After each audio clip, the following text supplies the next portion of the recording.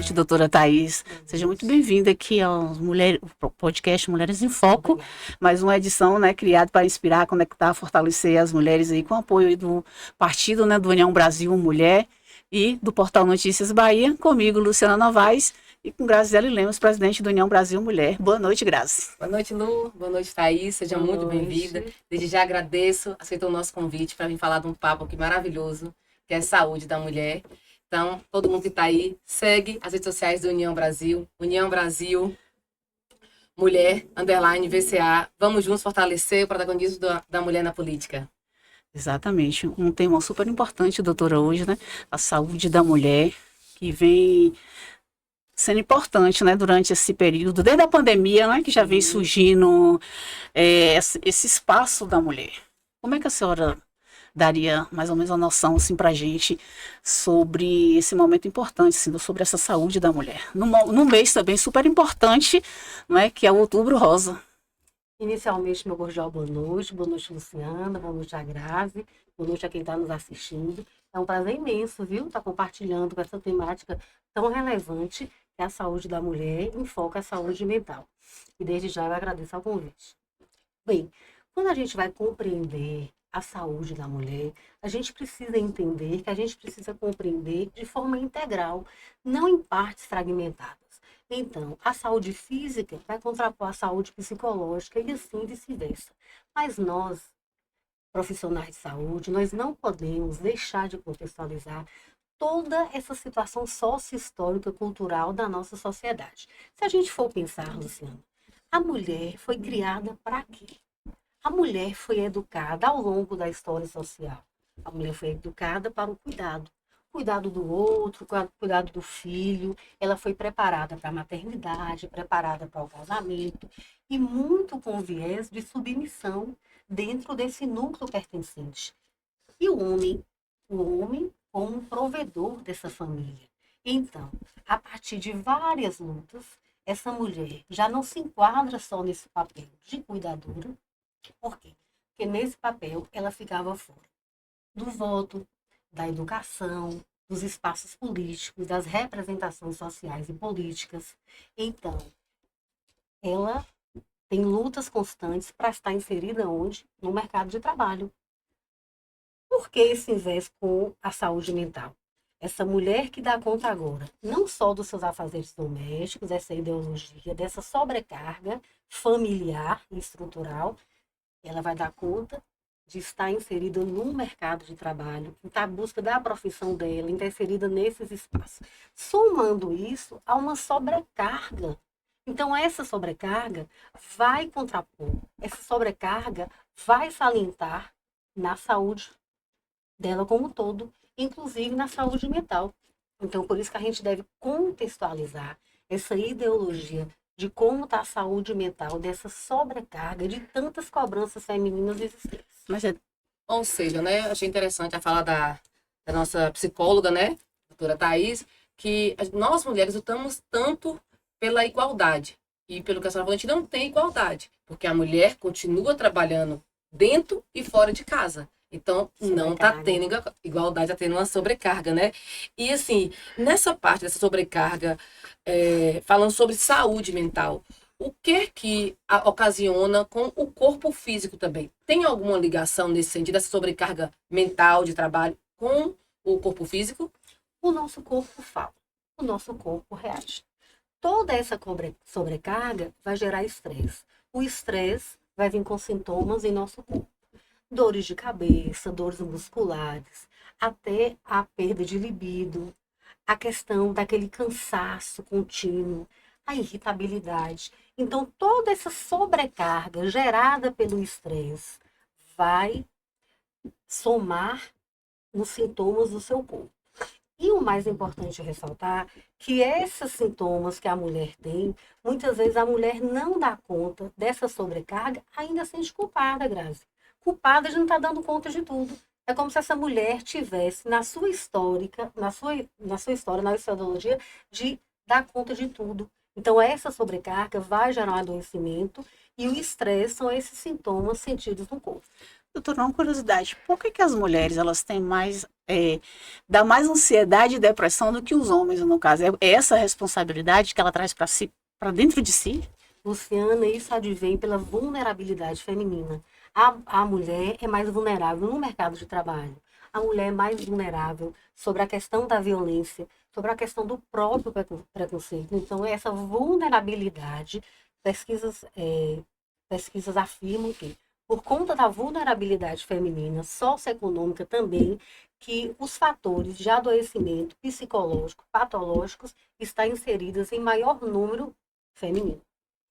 No caso, essa dupla jornada, né, do trabalho formal e do trabalho doméstico, então acredita que é uma das maiores fontes do desgaste mental da mulher? Sem sombra de dúvidas. E, inclusive, além dessa somatória desse desgaste, é a culpa dessa mulher em não estar sabendo lidar com todas essas pressões e esse adoecimento. Então, essa mulher, muitas vezes, ela não sabe colocar o limite. Até onde eu posso? Por conta da nossa ideologia sócio-histórica, que eu já coloquei aqui. É muito fácil nós percebermos isso quando a gente vai, por exemplo, no aniversário de uma menina. O que é que essa menina recebe desses presentes? Na sua maioria das vezes, boneca, cozinha, aquela fraldinha, né? Para estar cuidando do bebê. Então, essa ideologia impregnada socialmente advém do cuidado, diferente da do homem. Então, essa diferença aí de gênero sobrepõe uma sobrecarga na mulher, até essa ideologia dela falar assim, não, eu dou conta disso, já está intrínseco no seu comportamento, né? Então, eu estou dando conta do mercado de trabalho, estou dando conta dos afazeres domésticos, existe uma pressão social muito grande. Então, existe a pressão familiar, existe a pressão política, existe a pressão do seu parceiro, a pressão dos filhos. Então, ela é abarcada com tantas demandas, muitas vezes advém o adoecimento. Tem algum sinal que nós mulheres podemos perceber dessa sobrecarga, desse estresse de alguma coisa? Porque assim, quando a gente percebe uma queda de cabelo, o corpo já cansado, então já está em um nível mais alto. Tem algum primeiro sintoma que a gente pode falar, opa, peraí? A irritabilidade, por exemplo. Algo comportamental que você está mudando. Você é uma pessoa que gosta de frequentar determinado ambiente social. Você já não tem mais ânimo para isso. Desculpa, a gente fala agora que é a bateria social zero. Você já não tem.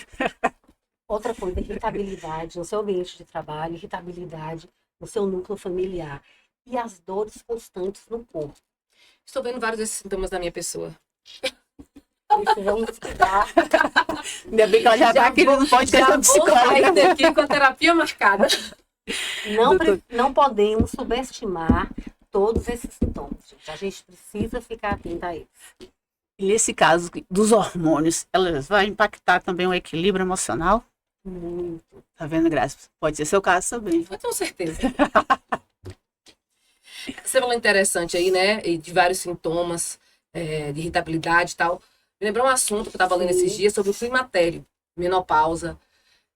Isso ajuda.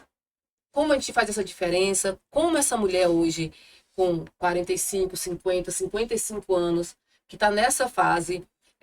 Nós estávamos numa reunião do União Mulher na quarta-feira, e eu achei bem interessante uma fala da nossa presidente Irma Lemos, falou bem interessante que a gente muda de 10 em 10 anos. Ela falou, né, nos primeiros 10, já é criança com responsabilidade, com 20 está querendo ser alguma coisa, enfim. Aí ela falou, né, que dos 30 aos 40 é a fase que a gente se cobra. Será que eu já me formei? Já sou alguém? Já casei? Já tive filho? E quando você não compõe isso que o mundo diz que era ideal para uma mulher de 40 anos, ela fala, ou eu não tive filho ainda, ou eu não me casei. Aí aí já vem a menopausa, já vem tudo. Como é isso aí, nossa As psicóloga? cobranças. Interessante essa pergunta. Veja só. Sobre as questões hormonais. Primeiro que é um tabu. Geralmente a mulher não fala nem para seu parceiro dos sintomas que ela está vivenciando na menopausa. A gente sabe que algumas têm baixa libido, então ela não quer demonstrar isso para o parceiro, ela quer estar sempre pronta ali para o sexo. Aí aquela dor de cabeça, eu tô com dor de cabeça hoje.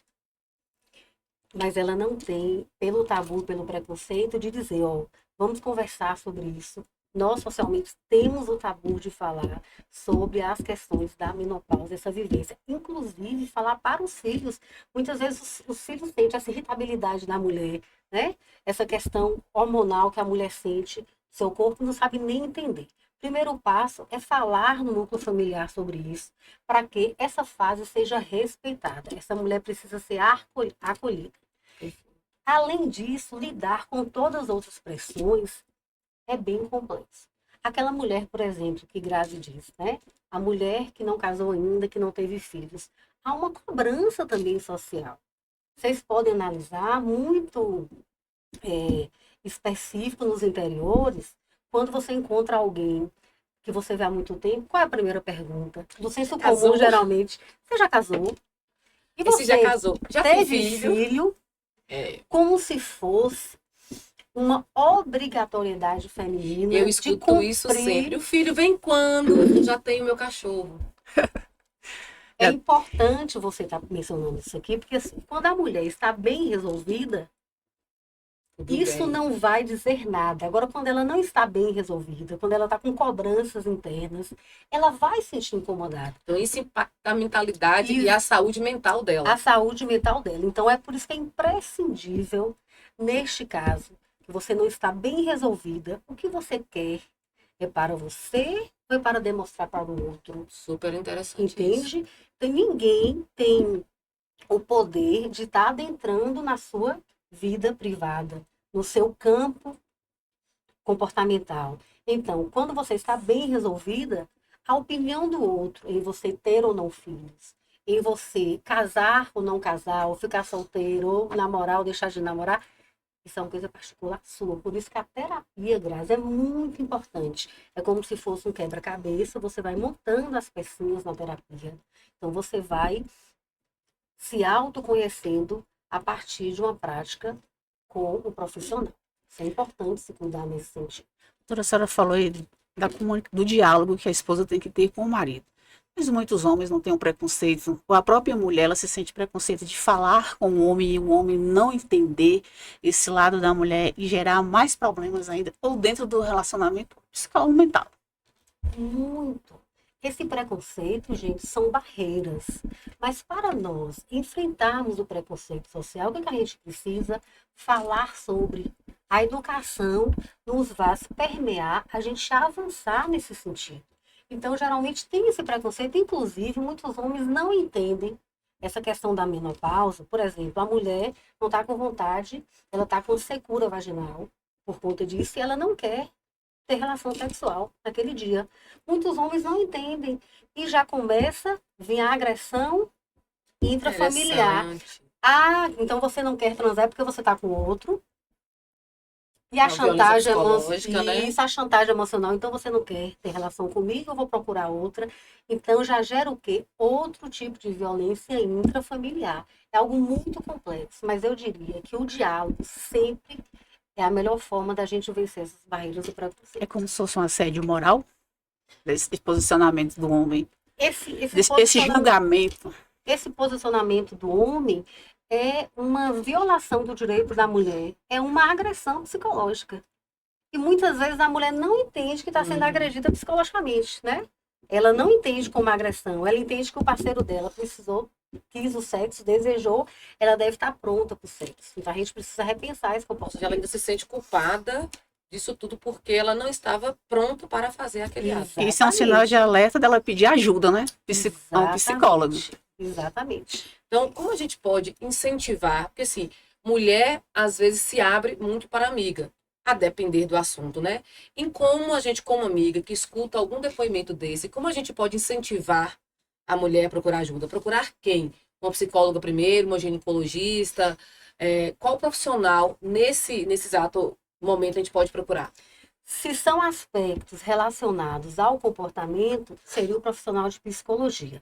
Mas só essa mulher estar se abrindo para outra amiga já é um sinal muito positivo, né? Porque ela já está pedindo, é um sinal de pedido de socorro, é uma troca, pedir ajuda, uma troca de experiência. E essa mulher que está escutando essa outra deve sim buscar algum aconselhamento de indicação de um profissional. É muito importante que essa mulher seja acolhida, que essa mulher seja escutada, que essa mulher seja encaminhada para um profissional de saúde. Isso é importante. Nesse ponto aí, eu vou tocar num ponto bem delicado. Como o Lu falou no início aqui, hoje é dia 1º de outubro, né? Um mês dedicado ao câncer de mama, ao cuidado do câncer de mama. Mas não podemos esquecer que ontem era setembro.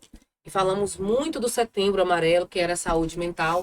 Então, tudo isso que a senhora falou aqui, sobre saúde, sobre procurar ajuda, sobre a violência psicológica sofrida, pode impactar num suicídio, em alguma outra coisa assim, para a mulher? Não deixe de ter influência, né? Mesmo que ontem finalizou aí o mês de setembro, é um mês de várias campanhas preventivas na prevenção do suicídio e nós profissionais de saúde temos várias campanhas nesse mês para estar alerta a esses sinais. Então, como ocorre esse mês de setembro, que é importante ressaltar que todos os meses, todas as práticas nossas em psicologia e práticas na área de saúde deve fortalecer a prevenção ao suicídio. Como é que é essa questão do suicídio? No Setembro Amarelo, como é que se deu isso, né? Nos Estados Unidos, teve um casal que perdeu o filho se suicidou, e no velório, no mês de setembro, eles começaram a distribuir essas fitinhas amarelas. Ontem mesmo eu estava com a minha. A fitinha amarela como uma forma de simbolizar e de prevenir. Previna-se, para não passar a dor que eu estou passando. Então, a partir disso, várias campanhas foram disseminadas. E aqui no Brasil, em 2004, a Organização de Saúde, junto com a Psiquiatria, Conselho Federal, estabilizou essas campanhas educativas para favorecer a prevenção ao suicídio. Qual é o primeiro caminho para favorecer? É falar sobre. Nós vivemos em uma sociedade que a gente tem um tabu, né, de falar. A gente não tem o hábito de falar sobre a morte, o morrer. Já é um tabu, já é mais difícil, muito menos falar ao suicídio. Então, nós precisamos ficar atentas a todos esses sinais de que essa mulher vai nos demonstrar como isso. Então, uma mulher que pensa em suicídio, que já pensou em suicidar, geralmente ela não vai chegar e dizer assim, ó, Grazi, eu vou me suicidar, viu? Não é assim. Geralmente, né? Geralmente. Geralmente essa mulher é um pedido de socorro, primordialmente no núcleo familiar. Ela vai dizer, eu queria abrir um buraco e sumir. Vocês vão ver livre de mim. Eu não aguento mais viver essa situação, esse desconforto. Então, isso são palavras de alertas para a gente já ficar sinais, atento. Sinais de alerta. Não subestimar essas palavras. E o comportamento também, primordialmente o comportamento de isolamento. E principalmente essa, né? Vocês não vão me ver mais. Vai Né? ficar livre. Já estou no meu limite. Isso já é um sinal que as pessoas mais falam e a gente às vezes leva até na brincadeira, né? Achando que o sentimento daquela pessoa é a forma que ela está se expressando, de pedir o socorro, não é isso? Pedido de socorro. Inclusive, não subestimar, porque o senso comum diz assim: quem fala não faz. Não. Quem fala pode fazer sim. Avisa, dá sinais e ninguém percebe, né? E nós precisamos ficar atentos a esses sinais. E essa cobrança que a gente falou no início, né? Que a mulher que trabalha fora. E a gente tem muito hoje a estética. A estética hoje é uma cobrança imensa. Eu ainda falo mais assim, em cima das mulheres que dos homens. A gente tem vários homens vaidosos, mas a estética não cobra a perfeição do homem. Então, hoje a mulher, além de trabalhar dentro de casa, trabalhar fora de casa, casar, ter filhos, ela tem que ser linda. Como é que é essa cobrança nesse psicológico dessa mulher? Veja assim, o que a mídia nos impõe a todo momento? A idealização de um corpo perfeito, né? É como se estivesse vendendo. Para a mulher ser bonita, ser bela, ser feliz, a mulher precisa estar dentro de um padrão de perfeição. Aquelas mulheres que buscam excessivamente estar dentro desse padrão são mulheres propensas ao adoecimento psicológico. Primeiro, que o ser humano não nasceu para ser perfeito. Segundo, que não existe uma perfeição, né, de corpo, de estética. Não é isso. Então, a mulher precisa estar atenta a esses sinais e, principalmente, pior ainda, quando ela tem um companheiro, né? Uma pessoa que está com ela que cobra muito essa questão da beleza. Então, ela precisa estar atenta. Mas é importante ressaltar que a mulher que está bem, que ela está bem equilibrada, que ela está com saúde mental bem, ela vai querer se cuidar. Mas não com esse excesso de rigidez para estar dentro de um padrão. É a mulher que ela vai pensar em ter uma alimentação saudável, em estar praticando exercício físico do qual ela mais goste, em estar inserida em grupos sociais. Isso é muito importante, sentir pertencente. Muitas mulheres gostam de fazer yoga. Se olhar no espelho, ela vai querer se arrumar, ela vai cuidar da sua higiene pessoal, ela vai estar atenta a isso. Agora, quando Grazi, se torna uma obsessão, aquela mulher que está ali não pode comer um doce que já pensa, ó, vou engordar. Vou várias vezes ao dia à academia. Faço um procedimento estético, já estou pensando em outro, e nada satisfaz. Precisa ser pontuado e ser avaliado. Esse Doutora, comportamento. nós temos aí as redes sociais, né? Eu estava num grupo de amigos e numa conversa ele falou assim, eu não namoro com uma mulher que simplesmente posta lá no Instagram o corpo dela, ela malhando e tudo, porque essa mulher, para mim, ela não tem valor. Isso aí também mexe na autoestima da mulher, saber que um homem, para falar isso, né, do corpo da mulher, porque ela está se expondo, ela está se aparecendo, ou é porque é o ego dela de querer realmente mostrar o corpo perfeita, Idiota. de perfeita. Gente, o corpo é da mulher. Foi feio, é isso. Né? Mulher faz o que quer com o corpo dela. Ela tem o direito, sim. Se isso não traz nenhum dano para ela de estar, tipo assim, tirou uma foto de biquíni e postou no seu Instagram. Qual o problema? Isso é mais um desejo dela, que precisa ser respeitado, do que um preconceito dele. Preconceito. Entendeu? Entendi. Nesse caso, né, de mulheres que procuram sempre essa perfeição, que acabam se adoecendo psicologicamente falando, quais as ferramentas simples que podem ajudar essas mulheres a lidarem com essa pressão do dia a dia? Primeiro, a mulher que precisa entender esse contexto, né? É difícil você colocar para outra que isso já está em excesso. Ela precisa, quando ela está nesse adoecimento, que ela vai realizar esse processo terapêutico, com certeza as coisas atrás desse comportamento vai surgir na terapia Então, e vai ser trabalhado. Terapia, né? Geralmente Terapia. indicado a terapia. Como lidar com a culpa dessas mulheres que se sentem priorizar a si mesmas, assim, nesse caso?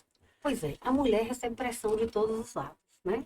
Então, essa culpabilização advém de todas as esferas, ela precisa realmente ter autoconhecimento, saber suas limitações, saber onde ela pode dizer não, né? Entender que essa sobrecarga está adoecendo, ela precisa compreender isso. Isso é fácil a gente falar, mas vivenciar isso não é tão simples, por conta dessa ideologia que a mulher tem, sócio-histórica que eu falei anteriormente, de ter dado conta de tudo. Então, quando essa mulher pega outros papéis, as cobranças são inerentes a outras camadas também. Então, tem de gerar adoecimento nesse sentido. A gente precisa falar mais sobre isso e avançar. Você acredita que a baixa representatividade feminina na política, a gente pode ter menos espaço para falar sobre isso, para debater sobre isso, porque não tem quem nos representa, tanto o legislativo como o executivo? A baixa representatividade feminina na política é um viés dessa questão de preconceito sócio-histórico. Inclusive, preconceito advinho de algumas mulheres também. A gente precisa compreender que algumas mulheres têm um discurso. Precisamos ter mais mulheres representantes no poder.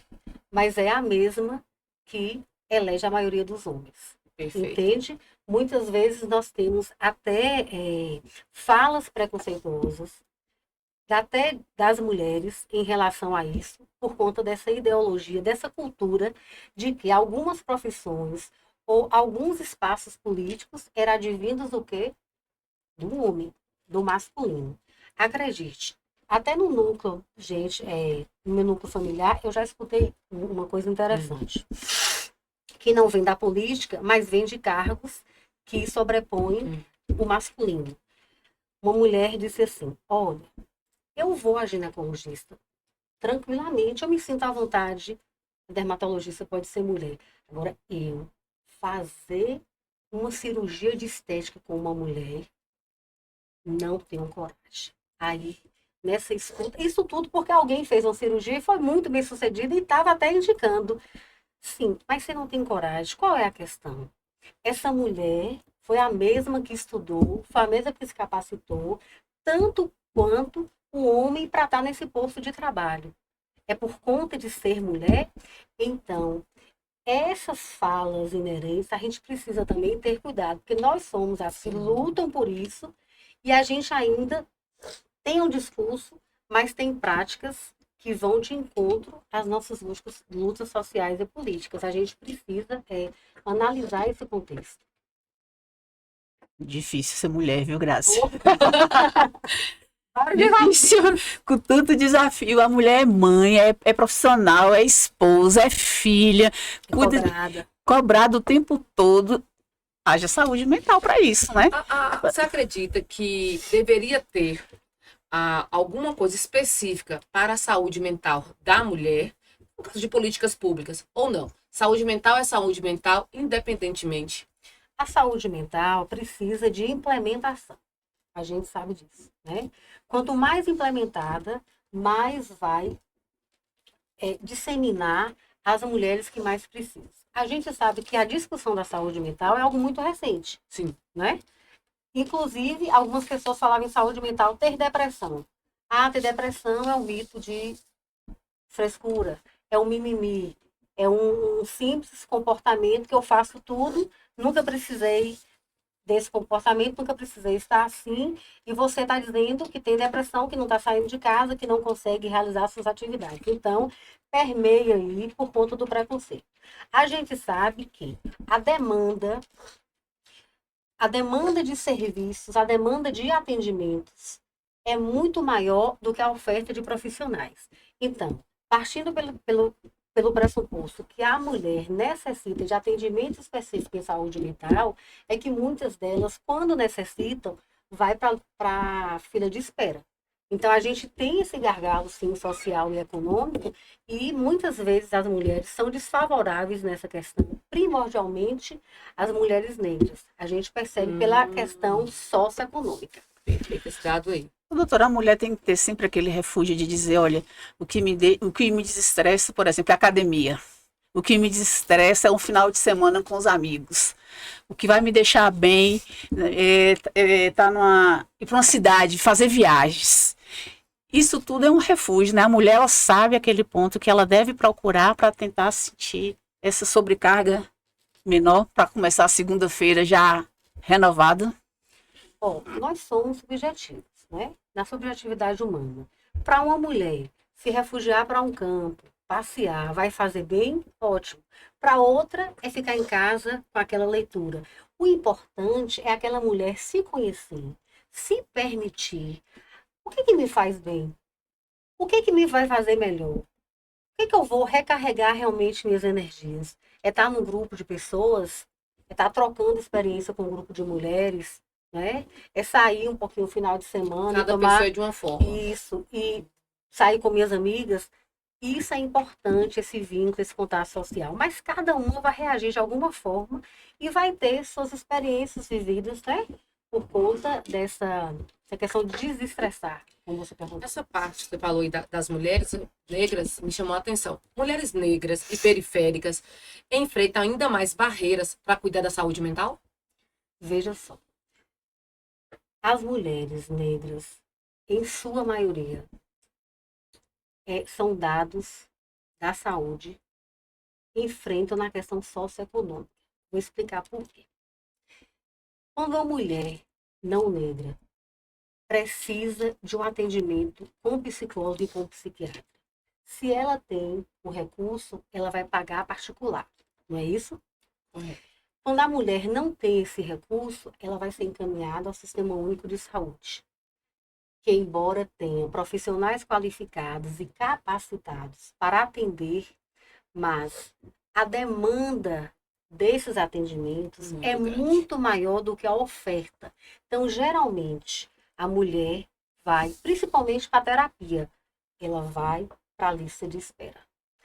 Então, partindo pelo esse pressuposto da questão econômica, quando você tem a questão financeira, você tem atendimento, né, com mais rapidez, digamos assim. Partindo por isso, ela tem sim, é desfavorável. E é importante ressaltar também que a maioria dos profissionais em psiquiatria e em psicologia, na grande maioria, não são negros. Então você vê que há uma discrepância, né? E penso eu que nós só vencemos esse enfrentamento a esse tipo de preconceito, esse tipo de da questão socioeconômica através da educação, através da política, através de lutas sociais que a gente vai fazer esse tipo de enfrentamento e tentar mudar essa realidade. Gente, que papo maravilhoso, Não hein? tá? Eu quero saber o seguinte, doutor, o que, que as empresas e instituições podem fazer para o apoio da saúde mental feminina? Porque a cobrança também dentro das empresas, né? Nós temos órgãos públicos que puxam mesmo a saúde mental da mulher, a cobrança é até maior. Inclusive, as empresas estão cada vez mais atentas a estar lidando com esse adoecimento dentro da empresa e com campanhas preventivas. Por quê? Principalmente pelo burnout. Quando a mulher chega, é conhecido como esgotamento profissional. Para o profissional não chegar a esse esgotamento, são medidas preventivas dentro dessa empresa. A empresa precisa estar atenta com essas medidas. Inclusive, há um índice altíssimo desse esgotamento profissional, principalmente em profissionais da área de saúde. Não que outras categorias não estejam, mas a gente percebe aquele profissional que tem várias horas sobrecarregadas de trabalho, passa de um plantão para outro. É uma pessoa que, além dessa sobrecarga, dá conta daquela questão familiar, daquela questão da casa, do cuidado, como eu já mencionei. Então, há uma sobrecarga muito grande. E tem outra coisa importante também. Aquela pessoa que foca o trabalho dela como se fosse a vida dela. É importante ressaltar, o nosso trabalho não é nossa vida. Nosso trabalho faz parte da nossa vida. Nós precisamos canalizar energia para outras esferas. Então, a vida é muito mais do que só o trabalho. O trabalho está dentro dela. Então, aquela pessoa que foca o trabalho como se fosse sua vida, não consegue trabalhar em equipe, trabalha o tempo todo, final de semana, várias horas de trabalho, ela pode sim ter um esgotamento profissional. Note. Doutora, como a sociedade pode desconstruir a ideia de que pedir ajuda é um sinal de fraqueza? É isso. Estamos permeados, né, de preconceitos. Então, nós precisamos, primeiro, falar sobre. Quando você fala sobre, você intensifica esse cuidado de o outro também escutar. Como é que a gente pode pedir ajuda? Como é que pedir ajuda? Como é que buscar ajuda? É tão importante para a saúde mental e até para ajudar o outro.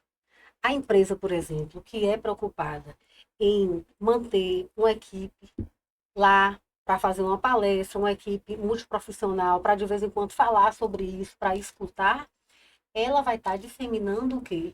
Disseminando essa informação na empresa e as pessoas vão estar atentas e até para vencer essas barreiras do preconceito ou da vergonha. Porque Perfeito. muitas vezes a pessoa tem vergonha de dizer, como se fosse, não, eu vou pedir ajuda, eu estou sendo fraco. Além de ter vergonha, muitos profissionais têm que ser demitidos. Ah, já está com esse comportamento aqui, então tem uma lista de espera aqui querendo essa vaga. Então, tem essa questão também do medo que permeia esse comportamento. Concordo, viu, Grazi? Ah, O papo tá, Ela vai falando, a gente vai pensando, vai olha na nossa refletindo, viu? experiência de vida, onde a gente se encaixa nisso. Então, Thay, pra gente encerrar esse momento assim maravilhoso, assim, nesse bate-papo nosso, com aquele gostinho de quero mais, o que você deixa aí pra gente, pra nós mulheres, de aprendizado, de lição, de recado? Primeiro, eu agradeço. É muito importante, viu, espaços, momentos como esse. E segundo, eu digo a todas as mulheres que escutaram ou que vão escutar, né, esse nosso bate-papo, que se por algum motivo, compreender que está passando, que está tendo algum desses sinais, peça ajuda. Cuide-se. A sua vida é muito importante para nós.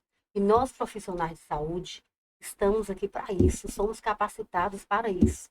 E para aquelas mulheres que não têm nenhum desses sinais, não têm sintomas, mas estar atenta aos sinais das outras, ajude, acolha. Peça essa mulher, encaminhe essa mulher. Vai fazer toda a diferença na vida do outro. Então, nós precisamos nos cuidar. Tá Graças. se cuidando, Lu? Tô. Nós temos que cuidar, né? Que nós temos uma vida muito rotina, muito cheia de responsabilidade. Se cuidando. Vamos ver. Grazi. Eu escutei uns puxão de orelha aqui. Grazi, vamos pedir o pessoal, as mulheres, para compartilhar o nosso programa com outras mulheres que precisam ouvir sobre isso Com e nos certeza. acompanhar nas redes sociais, Grazi. Relembre, por favor, as redes sociais aí. União do Brasil Mulher, Sim. underline, VCA. Da sua também, tá? É sua rede social também pro pessoal dar uma olhada. Seu Instagram, tem Instagram? Sim. Instagram profissional, fala com o pessoal também seu Instagram. Eu tenho um pessoal. Pronto, pode falar o Instagram pessoal, o pessoal seguir você também. Thaís Contato. Lange. Pronto. Então aí, gente, muito obrigada a todo mundo que ficou até aqui. Nosso segundo episódio de podcast. E daqui uns 15 dias tem mais. Muito obrigada.